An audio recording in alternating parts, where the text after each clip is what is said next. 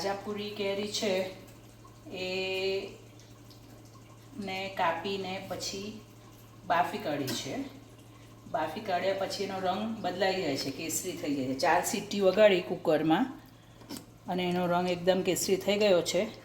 હવે આને જરૂર પડે તો આમ તો સરસ રીતે થઈ ગયું છે, પણ છતાં પણ થોડા થોડા એના ગઠ્ઠા રહે છે, એટલે મિક્સરમાંથી હવે એને કાઢી લઈશું. હવે આ જે કેરી બફાઈ ગયેલી હતી એને આપણે મિક્સરમાંથી કાઢી આવું સ્મૂધ પેસ્ટ એનું બની ગયું.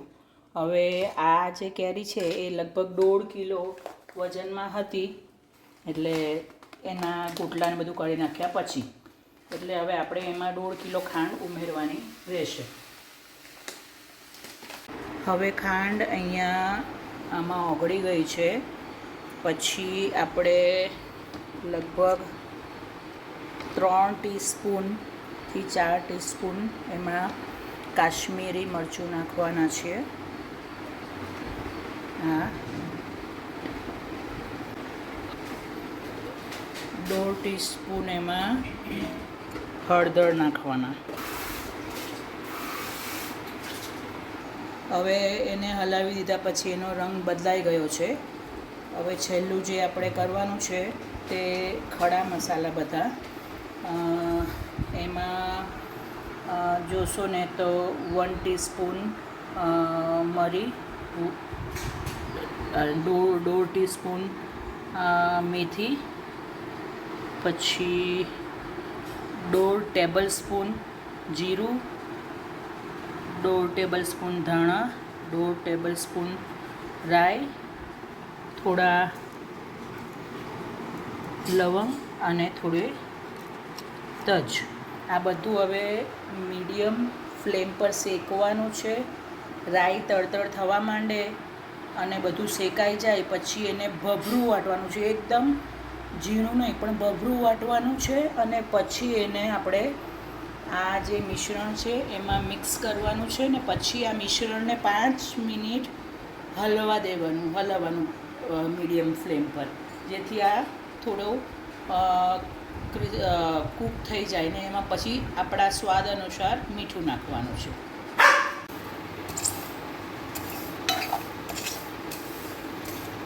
જે મસાલો હતો તે આપણે વાટી કાઢ્યો, એ જોઈ શકો કે કેવો ભભરો છે.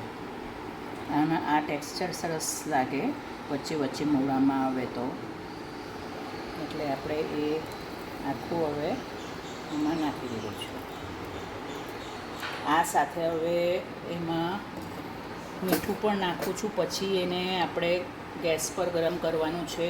એ સિવાય કરીએ તો કોઈ વાર ક્રિસ્ટલાઇઝેશન થઈ જાય ખાંડનું. મીઠું આપણા સ્વાદ અનુસાર નાખવું. અને સૌથી છેલ્લે નાખશું બધું થઈ જાય પછી સંચર, એટલે કે બ્લેક સોલ્ટ. એ તમારા સ્વાદ અનુસાર નાખવાનું.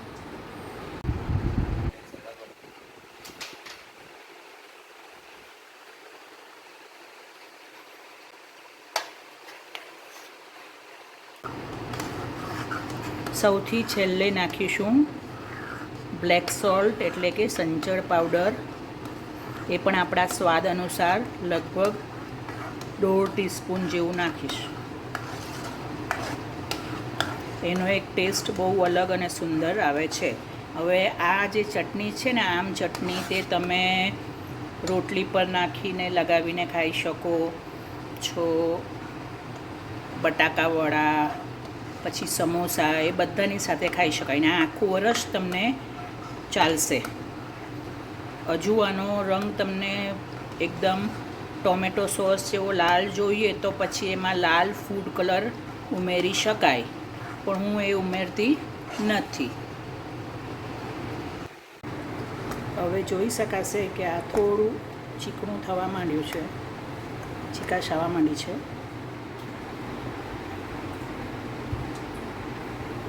અને આમાં પણ તમે જોશો પડવામાં થોડોક સમય લાગે, ધીમે ધીમે પડે છે. એટલે હવે આ થઈ ગયું છે. થોડું ચીકણું થવા માંડે, એક તાર જેવો નીકળવા માંડે કે એને બંધ કરી દેવાનું, કારણ કે આપણે એને ચટણી રૂપે ખાવાનું છે, બીજું કોઈ નહીં.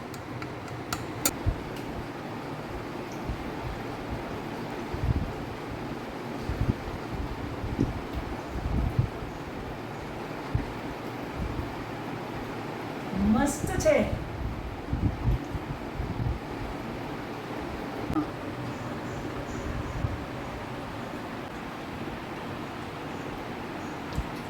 मस्त आहे. आवडलं? खूप सुंदर, कसं टेस्ट कसं वाटतंय?